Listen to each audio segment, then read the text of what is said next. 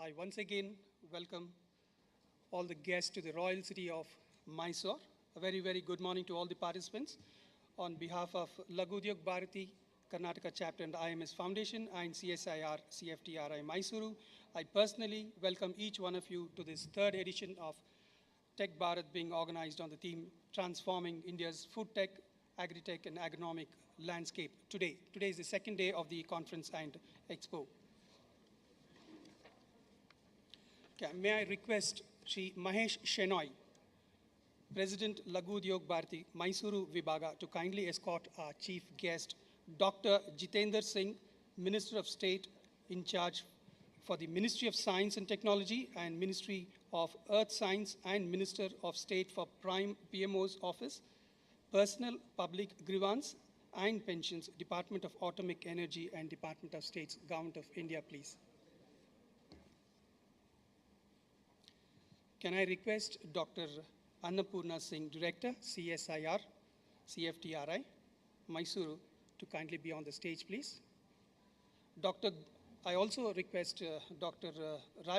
Rajesh Gokhale, Director General CSIR and Secretary DSIR, who will be joining us. He's actually watching us in the webcast.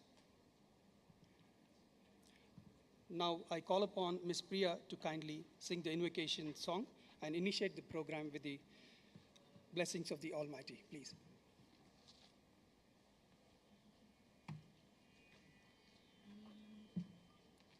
Shambhavi, Bhairavi, Shambhavi, Bhairavi, Simhavahini, Mahishamardhini, Shambhavi, Bhairavi,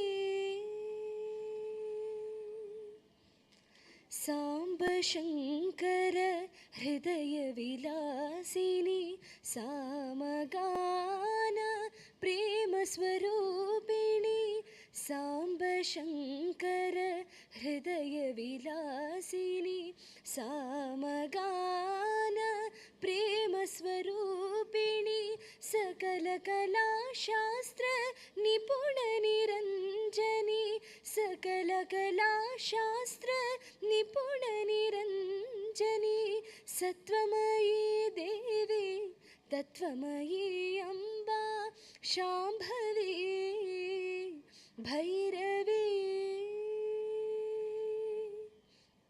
Chanda Munda Sura Bhanda Daityadi Samharini, Runda Munda Suma Mala Rudrakshi Bhasma Trishula Dharini, Jaya Jaya Karini, Jagan Mohini Amma, Jaya Jaya Karini, Jagan Mohini, Sharada Dasi Manoranjani, Nini Sadadani Madaga Madani Sa, Nisa Gari Sa Sani Damaga, Nini Sadadani Madaga Madani Sa, Nisa Gari Sa Sani Damaga, Mamaga, Dadama, Nini Da Sa, Mama Magada Dama Nini Da Sa, Magada Mani Da Sa, Magada Mani Da Sa, Shambhavi, Bhairavi, Simhavahini, Mahishamardhini, Shambhavi, Bhairavi, Bhairavi, Bhairavi. Thank you. Thank you, Priya, for the wonderful song. I now request the guest to kindly step up to light the lamp, please.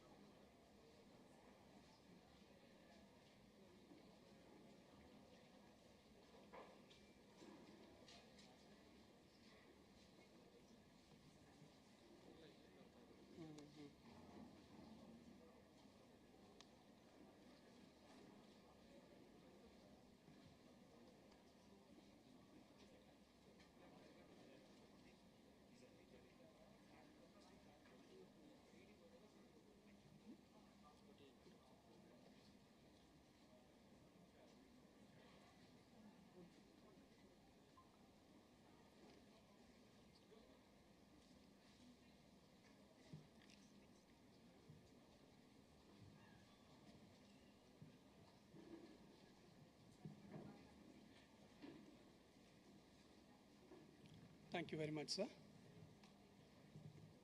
I now invite Sri Mahesh Shenoy, President Laghu Udyog Bharati, Mysuru Vibhaga, to kindly deliver the welcome address, please.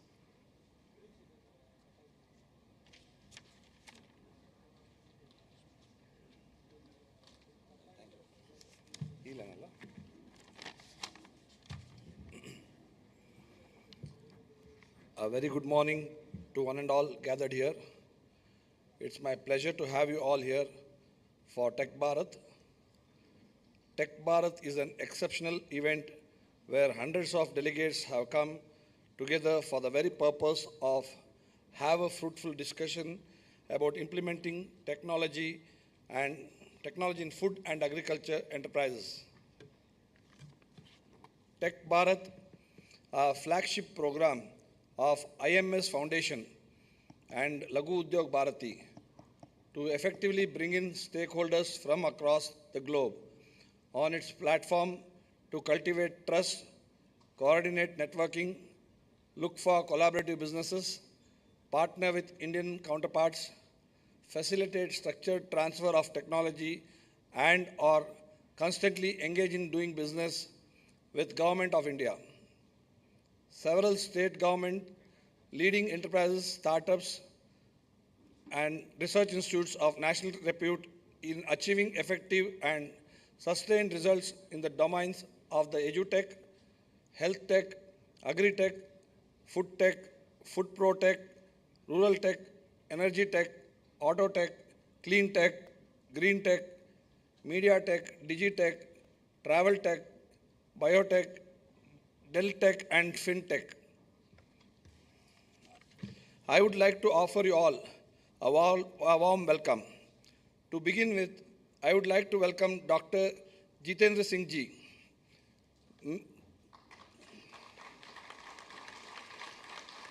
Minister of State for the Ministry of Science and Technology and Minister of State, Ministry of Earth, Science, and Minister of State for Prime Minister's Office, Personnel, Public Grievances and Pensions, Department of Atomic Energy, and Department of Space.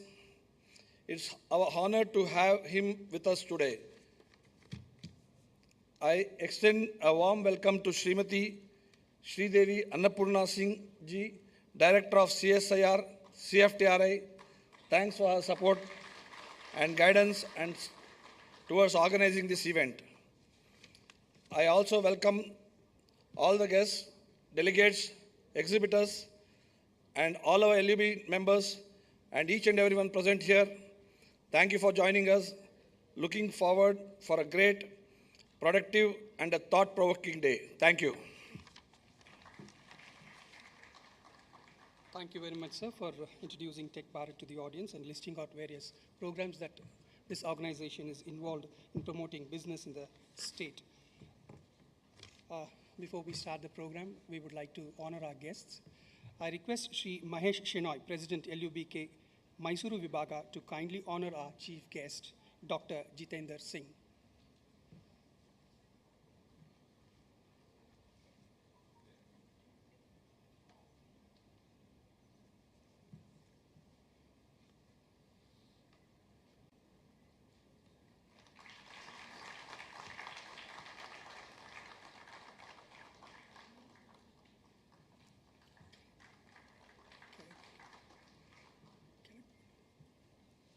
I request Sri Sachin Sabnis, President Laghu Udyog Bharati Karnataka, to kindly honor T. Ramesh, Chief General Manager, NABARD.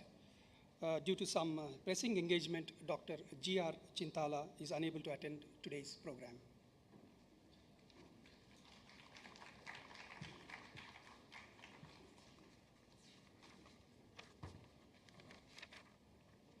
I request Sri Rajappa, Secretary, LUBK Mysuru Vibhaga, to kindly honor Dr. Sridevi Annapurna Singh, Director, CSIR-CFTRI, Mysuru.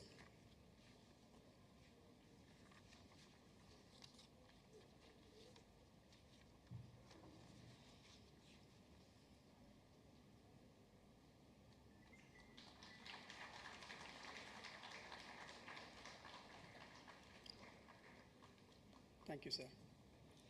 It's my pleasure to now invite Dr. Sridevi Annapurna Singh, Director, CSIR-CFTRI, Mysore, to kindly address us.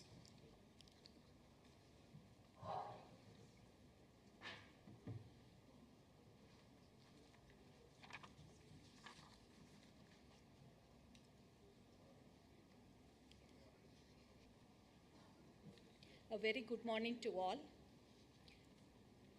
Dr. Jitendra Singh Ji, Honorable Minister of State, Independent Charge for Science and Technology and Earth Sciences, Minister of State for PMO, Personnel, Public Grievances and Pensions, Department of Atomic Energy and Department of Space, Vice President, CSIR. A hearty welcome to you, sir, to our campus today. Dr.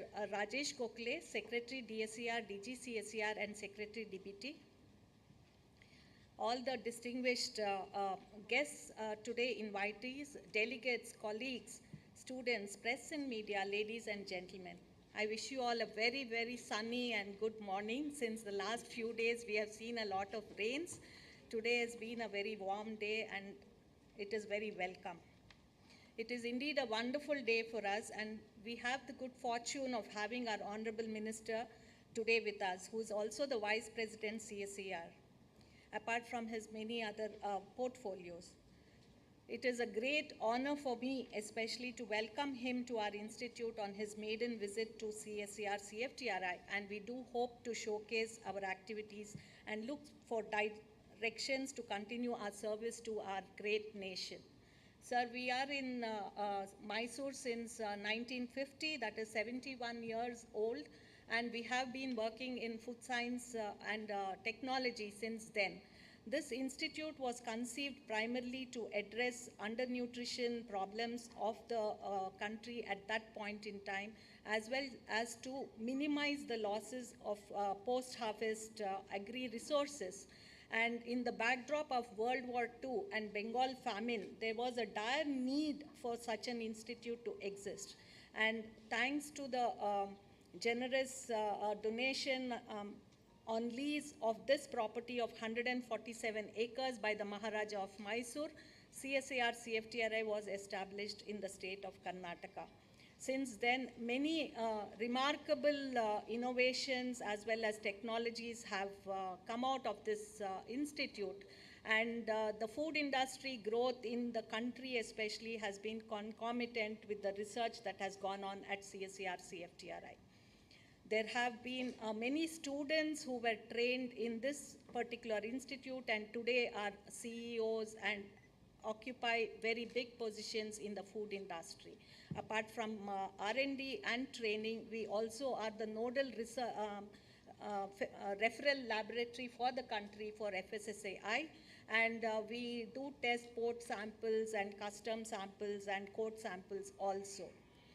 We are also into skill development in a big way, and we are training a lot of farmers as well as self-help groups, especially women.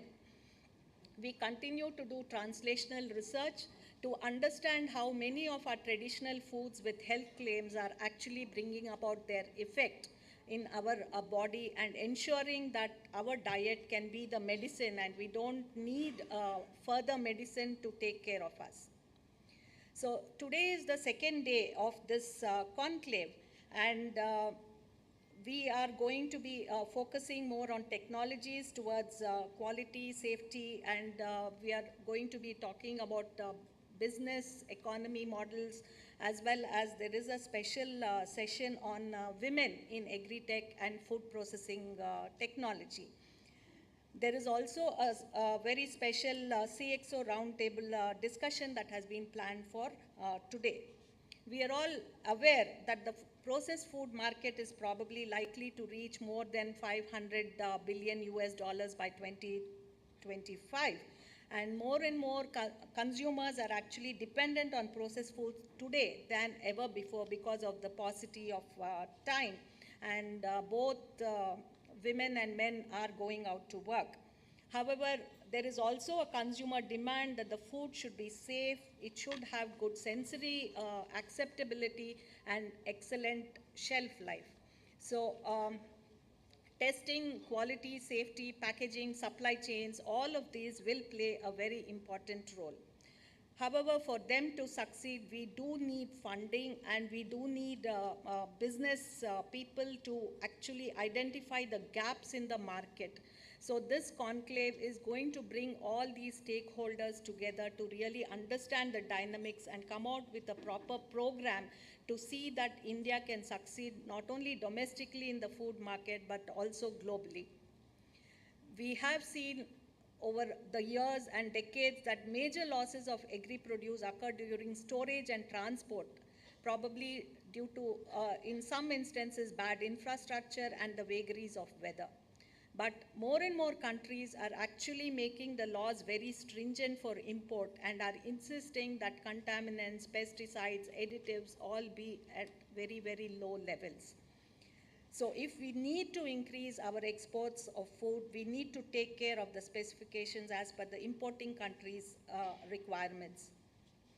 Finally, the quality of the final product is dependent on the quality of the raw material. If the raw material is damaged either due to chemical or microbial spoilage, then the product quality finally is adversely affected. To preserve the sensory quality and enhance the shelf life of processed foods, often many additives have been used over many decades now. We have seen that these additives over a long period of time, if they are consumed, then they could result in certain lifestyle related diseases. And therefore, the consumer are demanding more and more natural ingredients, but not compromising on the shelf life or the sensory quality. So our institute especially has been directing the research towards these consumer demands to ensure quality, sensory parameters to be acceptable to the consumer as well as a good shelf life. Finally, also the market, if the product has to look good in the market, the packaging is of great importance, not only for as a barrier towards any kind of penetration into the food, but also because it has a label which gives a lot of information about the food. And many instances we have seen that the packaging material is more expensive than the product itself. So this also would be probably touched upon. Another session is on the women entrepreneurs in Agri Tech, Food Tech and Food Pro Tech. We know that women constitute a majority workforce in agriculture and are largely underpaid, while at the same time, many of them are also undernourished and not able to perform to their optimal level because of the nutritional deficiencies that they do have.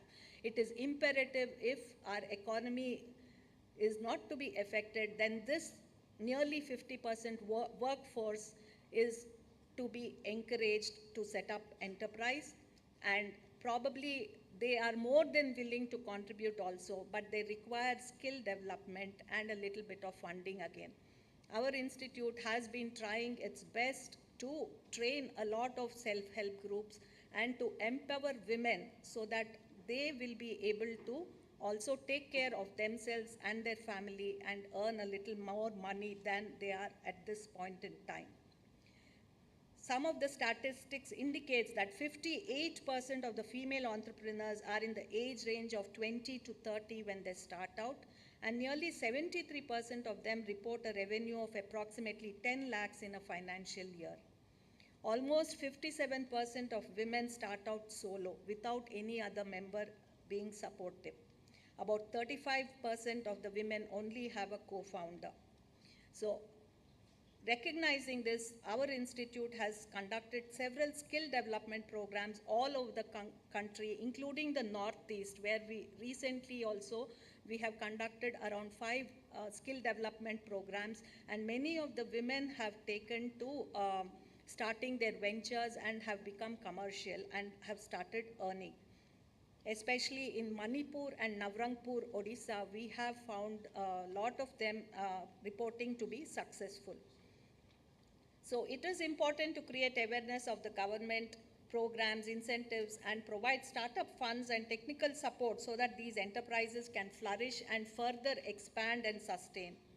So this session, we hope, will bring together stakeholders like entrepreneurs, successful women entrepreneurs, academicians, banking and marketing experts to give an overview for a recipe to create successful women entrepreneurs.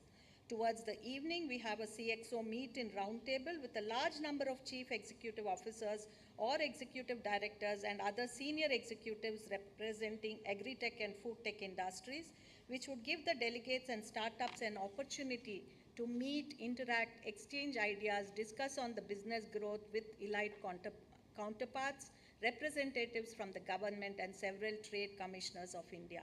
I am sure all the delegates will be able to benefit from these sessions, and I'm hopeful that they will inspire a few students and youngsters to become entrepreneurs in the food sector. Once again, I express great happiness on the visit of Dr. Jitendra Singh, our CSIR Vice President, and Dr. G.R. Chintala, who is unfortunately unable to be present here today, but has ensured that he is represented by his General Manager to the Institute. Very special thanks to Dr. Rajesh Gokhale, who is listening on to us and is unable to join us today, but will be online. I thank him for his presence too. Thank you all.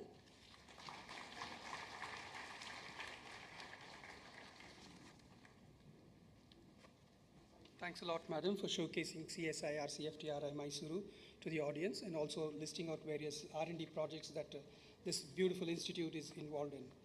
It's my pleasure now to invite our chief guest, Dr. Jitendra Singh, Minister of State in charge for Ministry of Science and Technology and Ministry of Earth Sciences and Minister of State for Prime Minister's Office, Personnel, Public Grievances and Pensions, Department of Atomic Energy and Department of Space, Government of India, to kindly deliver the keynote address.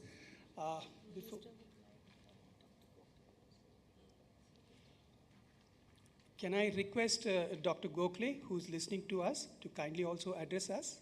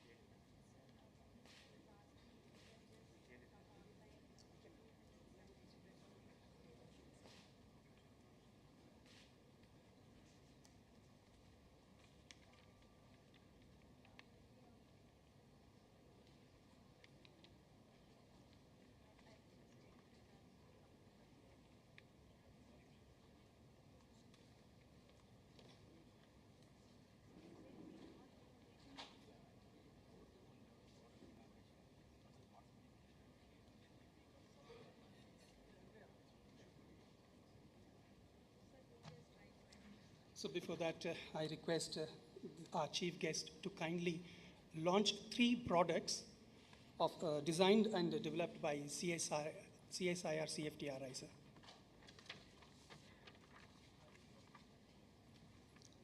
These 3 products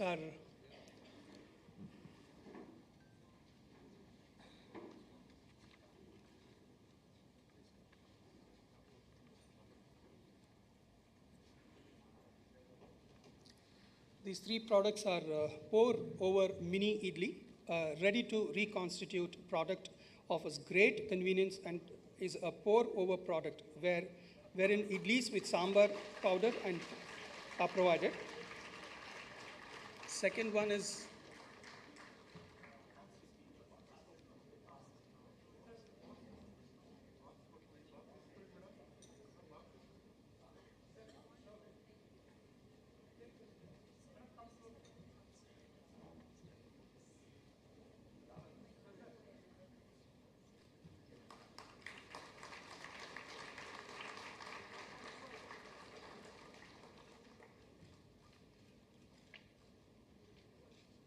this technology is transferred to Messrs. Khalsa Enterprises, Bangalore, who are taking it to Indigo and Indie logo.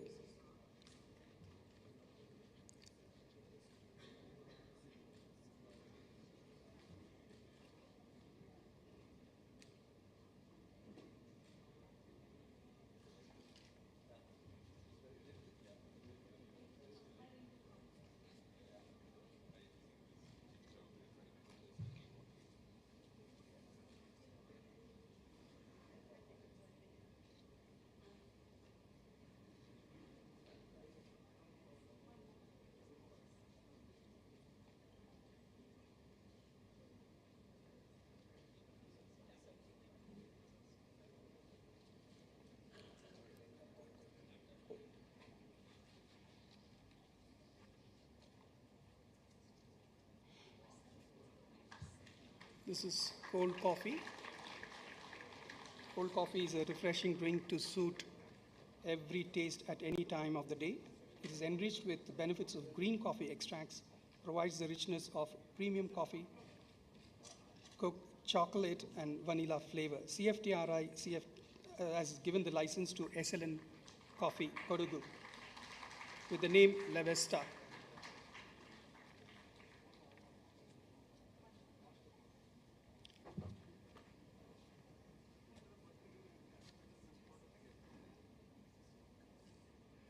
The last one is minimally processed fruits. This offers convenience, freshness, retains nutrients, microbial safety, and extends shelf life 3 to 5 folds. With busy lifestyle and health-conscious consumers, fresh fruit, cut fruits would be one of the most demanding sectors in the food industry. The product was developed under the mission-oriented R&D program of CSIR Big Basket, a Tata enterprise as industry partner.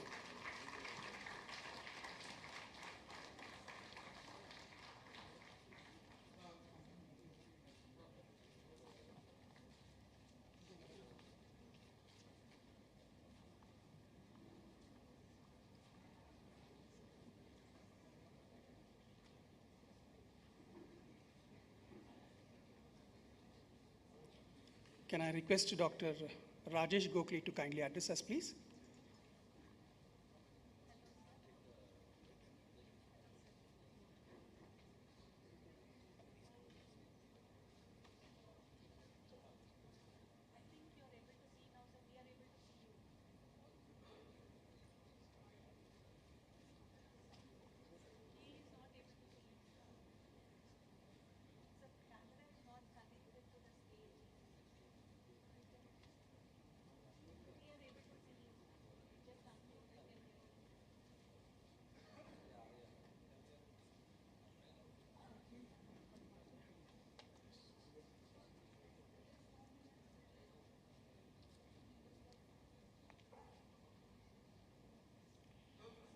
Sorry, due to some disturbances technically, we are unable to connect Dr.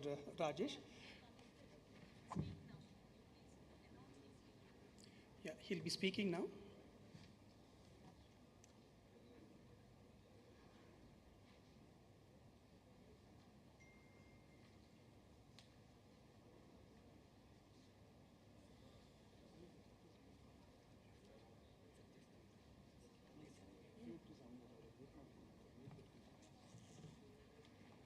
Sir, can you unmute your mic, sir, please?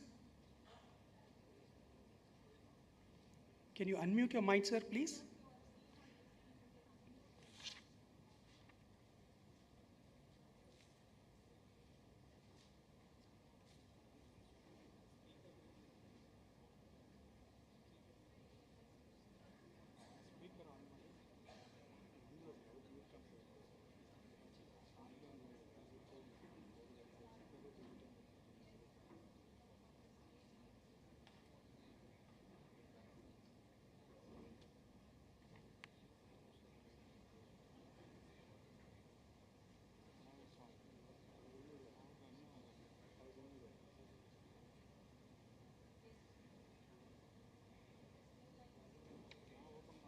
Okay. Hello. Yeah, namaskar to all of you. First of all, my apologies. I couldn't travel due to my personal, some personal issue at my end to Mysore for this very, very important event. Uh, Honorable Minister for State with independent charge for Science and Technology, Ministry of Science and Minister of Science and Technology and Earth Sciences, other distinguished members on the dais and off the dais, Director CFTRI. I think it's my it's my great pleasure and an honor having Minister at CFTRI campus today and guiding us to such an important Tech Bharat event, which is being held at an initiative that is part of a LUBK and IMS Foundation. I think it's a very, very important event, and CFTRI plays a very, very critical role in developing various technologies for social sector as well as food industry. And it has been a leader in its of its own kind.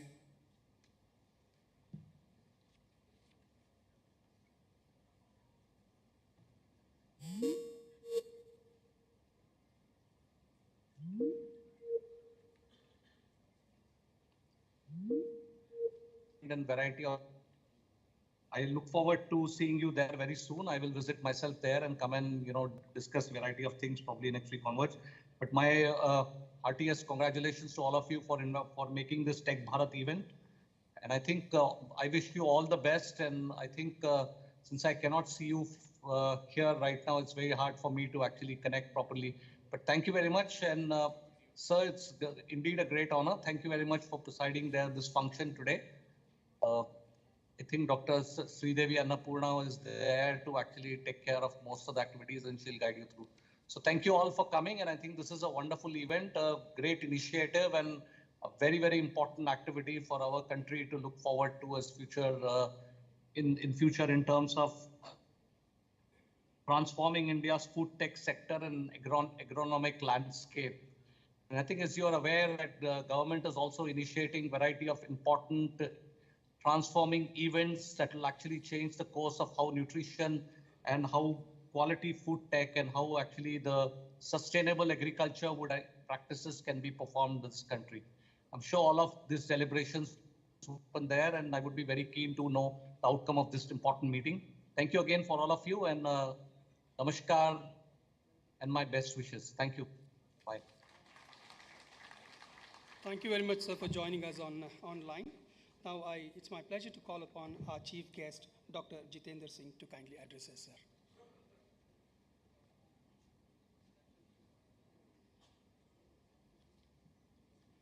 Can I request our chief guest, Dr. Jitendra Singh, sir, please?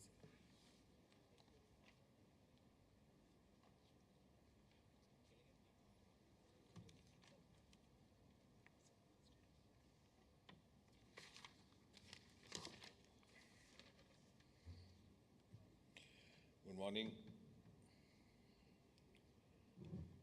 I'm glad to be here among the galaxy of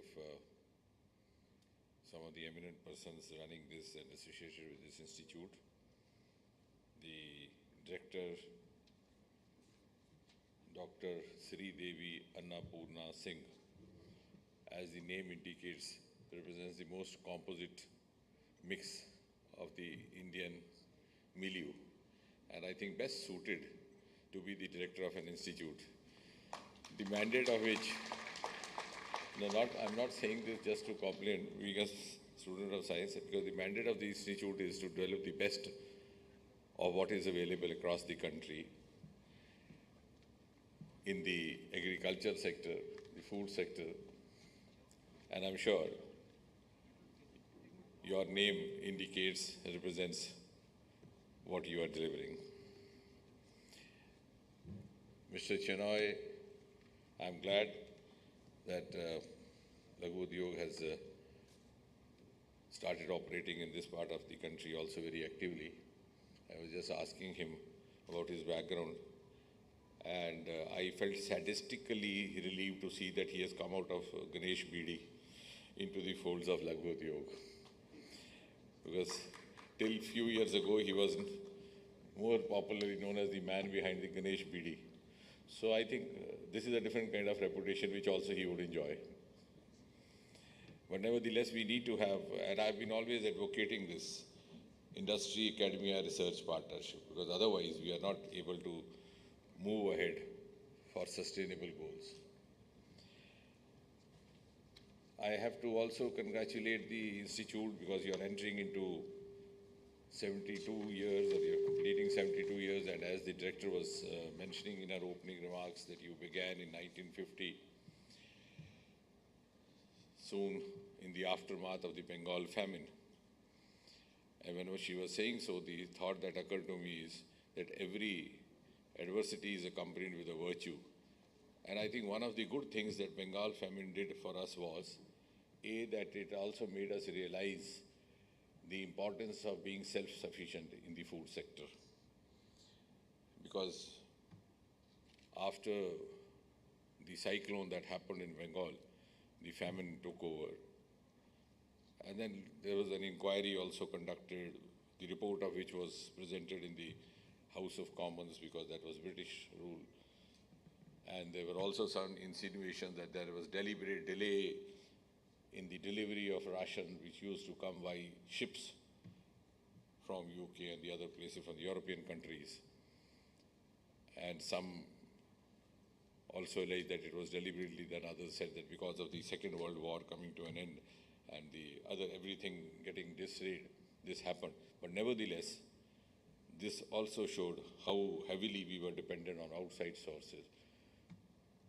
And the other good thing that happened in the aftermath of Bengal famine, which you could note down in your next introductory speech, is in the medical sector, we got ORS, the oral rehydration solution. Because in the aftermath of Bengal famine, on the one hand, we were beset with the issue of starvation. On the other hand, an epidemic of gastroenteritis and cholera. And we didn't have the antibiotics at our disposal. The first antibiotic called the penicillin came only in 1948. The famine happened somewhere around 1944-45. When Tagore was on his sick bed, he died a very sad person, seeing all that, what was happening around him. And we didn't have antimicrobial, so the only treatment was hydration and giving rest to the person. And we didn't also have means of hydration. So in Dhaka, this was got to be known as Dhaka mixture because the main affected city was Dhaka. So they would store tubs full of lukewarm water, put lots of salt into this, sodium chloride, lot of soda into this, and that mixture would be fed into the patient suffering from cholera. So it got to be known as Dhaka mixture, which later on actually acquired the name of oral rehydration solution. But what I'm trying to say is that it also reflects the Indian population's inherent resilience and capacity to adapt to the most adverse situations. The most recent of which was the COVID, the manner overnight we adjusted. So this we have been put to trial on time to time. But nevertheless, coming back to the subject that we are dealing with this morning, now that we are 72 years old, and I think this is also a subject which has been very close to my heart for the last few months, because this is one area of startup which is hugely unexplored. In spite of the fact that there's a huge impetus on startup movement, and Prime Minister spoke about it from the ramparts of Red Fort in 2015 when he gave a call for Startup India, Stand-up India. And next year, following year, we had a policy also in place. Now we are way ahead. We have more than about nearly 70,000 startups in India. Even in the space sector, which opened up only 1.5 years back, we have as many as 55 startups already registered. But in agriculture sector, because somehow it got into the minds of the common psyche that startup mostly was confined to the IT sector. So I think that is one, because we have to actually see why we are not able to progress in the manner in which others have.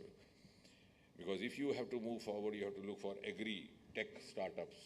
And Agri Tech startup is critical to India's future economy, because this is a hugely unexplored sector. But when you talk of startup, even in the common parlance, they think of something happening in the IT sector. And agriculture sector is still identified with the farmer of the 1950s, Do Bhiga Zameen, Mother India, like that. That picture is, so deeply entrenched in our minds because of some of the classics which were produced. But this is not the farmer of the yore or the farmer of the 50s. This is an agricultural technocrat. He sits before his computer, uses soil health card. He doesn't even have to plow field like the farmer in the past. He has drones. The drone goes there, simultaneously does the irrigation, does the pesticide, does the nutrient. 3 in 1, cost effective, time effective. So this is something which has to be propagated among the potential stakeholders, potential takers. We have, in the recent 1 year or so, tried to reach out to those who could do it, and we have met with a certain amount of success. And this is the agriculture sector along with it, the dairy sector, which is again suffering from the same kind of past mindset. You think dairy sector only means milking the cow and selling it in the market. But it's a huge, huge entrepreneurship. So I'm glad that in the recent 6 months, we have had about 2 youngsters who gave up their corporate job. They came from an engineering background. They were working in Bengaluru. And they started into the dairy sector as startups. So they're making much more than they were earning over there. And they were joined by another friend of theirs who was also based in Bengaluru, who was an MBA. So I asked him, what are you going to do? Because I do that for my own learning so that we prove ourselves. So he said, no, with their technical background, if they are doing this, I can do the marketing part for them. So they have now formed a good threesome. Similarly, in the agri sector, we have 2 boys who gave up their B.Tech, they were both B.Tech, gave up their jobs in the corporate sector, and they have taken to this lavender cultivation, the aroma mission. But and that also because they got motivated by when they saw somebody else doing it and earning much more. So that is why I said the sustainability comes only when you link it with livelihood. And the further extended sustainability comes when the livelihood shows a progressive rise in the graph. A youngster may not be motivated otherwise, but if you tell him you will get 10 times the salary, he will even be ready to wear a dhoti and sit. Because that's a huge, huge attraction, and obviously so, because a youngster is looking for a career where he's in the formative period of his career as well as family and life. So I think that is where we are actually not concentrating enough. We would have to have workshops. I wish we here also, when we do these demonstrations, we do amongst ourselves. We are teaching each other more than teaching those who actually need to be taught. So next time we could have a wider kind of a gathering involving more of those who could take away something from us. Because there is not much to offer, but the takers have to be located. Especially as you mentioned also that almost 54% of the population is in agriculture sector. And I think most of the forward-looking countries like Israel, like China, they are way ahead. So they would have realized the benefit of it. That's why they have switched over to a large extent to the agricultural entrepreneurship.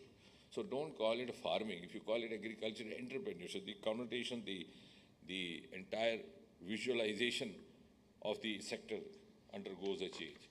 And so is also the case with the dairy sector, though of course we are not dealing today. You have an example of Gujarat where the Amul has become a huge industrial success story. Yes, Korean. But now that is being emulated to a certain extent, but not to the extent it's actually required. Then the use of artificial intelligence in this. I'm glad the director told me that they're going to have a drone demonstration. But I'm sure in the times to come, even the drone will also be run by the artificial intelligence. So the young entrepreneur of tomorrow may not have to even move his hands and feet. Everything will happen. So these are the prospective benefits which should reach out to the potential. And the other part you mentioned about the issues regarding storage, transport. Actually, there also we were practicing what had been practiced for years together instead of innovating. We talk of innovation, but we don't innovate our approach. Innovation, and unfortunately, innovation has also got identified somehow with scientific innovation. Innovation is a much broader term, and in English language, no two words have similar meaning. So innovation is not invention. We tend to think of innovation as scientific invention or scientific discovery. It's not so. So we have to innovate our approach as well. So for many years, we were living in the concept of warehouse. So when I was dealing with Northeast, I suggested we could have mobile warehouse in the train itself. You pick up the stuff, put into the bogie of the train, that starts moving. At the same time, it's also a storage house. Now, of course, we have other means also by air movement, which has started from Northeast. We started pineapple about 4 years back, and then apple from Kashmir. So there's an arrangement with the airlines, they do it subsidized rate. But then the problem is, you mentioned about self-help groups. I came across a self-help group of women who were quite fascinated with the technology that biotechnology department gave them of doubling the produce of apple. And they were making the best use of it. Then their issue was how to carry it to the market. And of course, we shared with them this part of information that the airlifting could be done on a subsidy. Then a young lady came out with a very intelligent question. She said, okay, that would be done, but who would carry it to the airport? I have to work on it at Mysuru or carry it to the Chennai airport? And then we didn't have an answer, but when we looked around, we found that Kisan Vigyan Kendra is a setup which is actually mandated to do all this, but they are not doing because nobody prompts them to do. So when we got in touch with the local Kisan Vigyan Kendra, they actually came forward to do so. So that also brings us to the inference that we have to have an integrated approach. Otherwise, we are doing something which the others don't know, others are doing something which we don't know. Together we can supplement each other's effort is not known to all. And the third person, the stakeholder or the future startup, is not at all in the picture. And then that integration has to involve the industry. Now, how do we involve industry? I'm of a very strong view that we have to have stakeholders in industry. It's not partnerships, so equal stake. You can't simply have industry representatives as members of your decorated bodies, governing bodies and societies. Because they come there for 2 years, go back enhancing their profile, and then seek membership of a higher body. But what do you gain out of that? So as I said a few moments back, in order to have sustained startup movement and sustained agriculture entrepreneurship, let the industry representatives become 50-50 partners. Let them tell us, we'll go to that extent, let them tell us what kind of startups do they need, what kind of hands they want to be trained. We'll train in that. For example, if you're dealing with organic farming, now talking about the food sector, we would train them in organic farming. But you invest as much as we are investing right from the beginning, so that after the boy or the girl goes back, there's somebody to own him. Because then you will own, because then the business house would feel, oh, I have spent, so I can't leave him. But nothing pinches a businessman more than the money that is eased out of the pocket. So he would say, "Abhi itna kamaya, isko thodi der to use karna hai." So at least the boy or the girl also will have somewhere to go. Otherwise, many of our startups are lost after the project is over. We have actually started off doing that. We started off with one of the pharmaceutical houses, that kind of an approach, and I'm sure. And then the kind of priority that is being given to the farming sector by none less than the Prime Minister Modi himself, I think should be quite a motivating factor. But the question that we have to ask ourselves is, are we making the best of all that the Prime Minister has initiated? Whether the harmless urea techniques, whether the micro irrigation, the micro urea, the biofertilizers, all these things. So I think there's much already available which we are not able to, and there's much that we can look forward to. And when I spoke about integration, I don't know whether how many of you are aware in this room, though we are talking, we have actually through IMD started, that also will be a great benefit to whoever takes up agri startup activity. Very robust, very timely and very accurate weather prediction. And through artificial intelligence, we are even telling them which crop to sow when, how to do multiple cropping. And from the color of the leaf, we can tell them what is the health of the crop. But since we are not actually engaging them, though we are also, that's a sister department, science department, we think that it's only mausam ka haal. That too, I don't know how many of us trust, because in good old days, now we of course we have the radar and we have the Dopplers. When there was only radio existing, and it was mandatory to say mausam ka haal twice a day. So the announcer there was taught, because the meteorological report didn't arrive on time, so she would say कि दूर दूर तक गर्ज के साथ छींटे पड़ेंगे, वैसे मौसम आमतौर से खुश्क रहेगा. So that summed up all, but now that's not the era. So that also has gone into our mindset. We don't take that IMD department seriously at all. Because that is the story of the 50s and 60s, because the technology was not that advanced. And since somehow All India Radio had fixed those 2 slots, they had to fill up. So they coined all these confusing announcements. But now it's so accurate, you can actually predict. When you had this heavy rainfall in Chennai 3 years back, there was a call attention motion in Lok Sabha. I in fact said that. I said there has been so many millimeters of rain this morning, but by the time I finish my statement, the rainfall would have come to a stop. And that amused everybody, and it did happen. Because I was carrying with me the prediction which said it will be around 11:30 or so. And I was supposed to speak during that half an hour. And that now facility we have actually extended to the farming sector. We are going through SMS, we are giving them WhatsApp.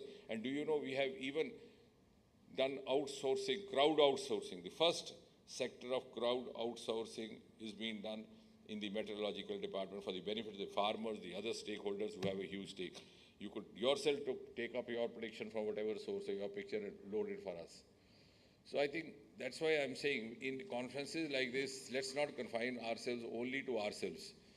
Let's have a wider integration, the integration of the various scientific sectors, then the extra scientific sectors, and also finally the industry, and most of all the startups and the potential startups.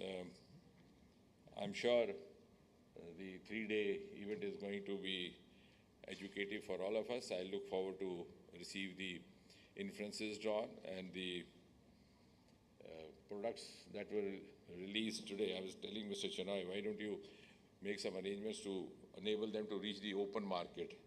Because they'll gain popularity and consumership only in the open market. However much, when the government sector promotes it, it doesn't actually, it looks like a prompted prompting. So when people start adopting it, we have had the experience of some of the government sector things happening. You had Lifebuoy, which was initially not, but when Radio Ceylon started saying Lifebuoy hai jahan tandrusti hai wahan, everybody started using it. And when some of the film actresses said this is Lux, responsible for my fair skin, everybody started using it. But they were actually, so we have to first reach that level and then propagate it in the right manner, which is understood by the potential. So we have to have a larger market, which goes beyond the public sector. And I'm sure the products that have been demonstrated today have that potential. We could, use them. And I have come across, the other day, ma'am was also there in Jorhat. I was fascinated because I try to keep learning each day. We had a young boy startup who had prepared through artificial intelligence a chaat papdi machine. So he would not do anything. So right mix of all the ingredients in a golgappa, and it will open itself and close itself. So these youngsters have that capacity tomorrow also to improve on these products by mere use of artificial intelligence. So I think we should extend our capacity, extend our pool of knowledge sharing, and also extend our reach of the market. And that, and I know that I leave for you to think about. You should have at least one brand for which this institute gets to be known. I mean, if you are dabbling in Northeast bhi ja rahe hain, South bhi ja rahe hain, then the Northeast has its own, at least one product which is identified with this will give you an identity. And I'm not saying this without evidence, because I said avoid talking without time. We have had even the government sector such examples. For example, we have Kendriya Bhandar, which also incidentally falls in the domain of DOPT, which is looked after with me. For years together, it sustained itself just because of Brook Bond tea. Because in the 60s, when it was formed, the Brook Bond tea was one of the very popular brands, and it was being sold at a subsidized rate through the supermarket, the super bazaars which became. And everybody would queue up to get Brook Bond tea from there. It's only later on, when the Brook Bond tea lost its charm, there were so many others, then I told them you have to have a new look now, which of course we have to do with the changing trends and changing evolution. But one brand we could work on, which could identify on this, whatever it be, whichever you think is more easily identifiable with the institute, also more easily identifiable with the region in which the institute is located, and also much more exclusive than other products being produced elsewhere. Because if you start dabbling in organic farming, I bet you Sikkim is much ahead of you, because I've been going around. So you will just be duplicating to the half. Because I was in charge there in Sikkim when we got the Prime Minister there to declare Sikkim as the first organic state of the country. And later on, I myself wanted to, actually, I get passionately involved in each of these ventures. We held an exhibition at Pragati Maidan. And I got all those organic things. We had radish, mooli, 3 meter lambi. And all the Delhiites would just stand before that to look at it. They would not even cut it. तो मैंने कहा वो राजकुमार ने कहा ना पैर नीचे ना रखिएगा, मैले हो जाएंगे. Everybody wanted to watch that मूली. Nobody wanted to consume it. कि काटनी पड़ेगी. वो पूरा दिन. So I don't think, let them do what they are doing and they are best at doing. Let us do something which is much more exclusive and which is not being replicated elsewhere, which will be replicated after we have done it. Since this institute has that potential, that's why I'm taking the liberty of saying so. But I'm sure even I'll go back wiser in the next hour or so. Thank you very much. Thank you very much, sir, for the very, very comprehensive address, and also dispelling the myth that startup is only meant for high-tech innovation.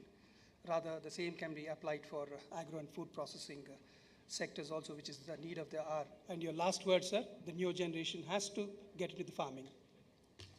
Can I request Sri Rajappa, Laghu Udyog Bharati Mysuru Vibhag, to kindly propose the vote of thanks and formally close the inaugural session, please.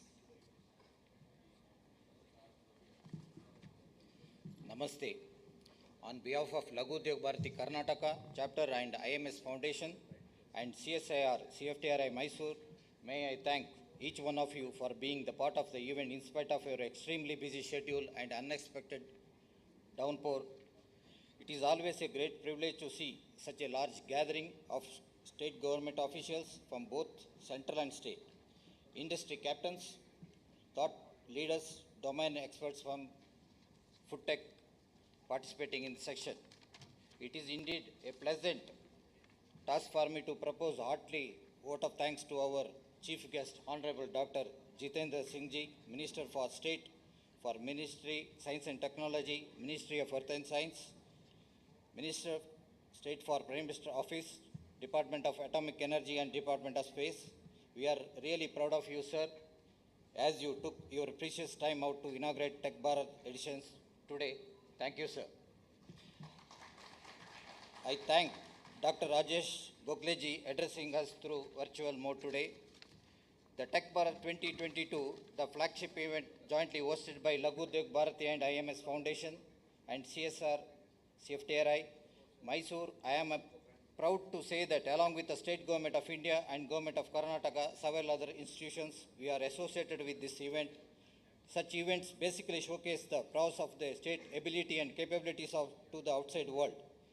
This program usually build brand equity for faster growth of state economy. I would also like to sincerely thank our Srimati Dr.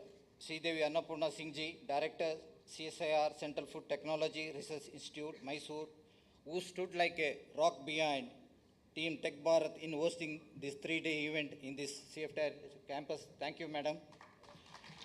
I would also take this opportunity to assure that LUB Karnataka will continue to cooperate and partner with state government and central government and private sector and academia on improving all overall business environment in the state. We look forward to all stakeholder help and guidance in making this partnership fruitful for the benefit of the industry, overall economy of the nation.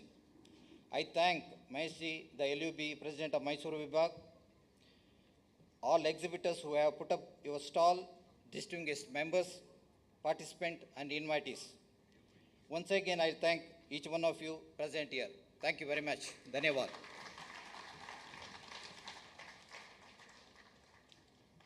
Thank you very much, sir. Our chief guest, Dr. Jitendra Singh, sir, will be inaugurating the exhibition center now. And we have also arranged a drone demonstration in front of CFTRI building. I request all of you to kindly join us there.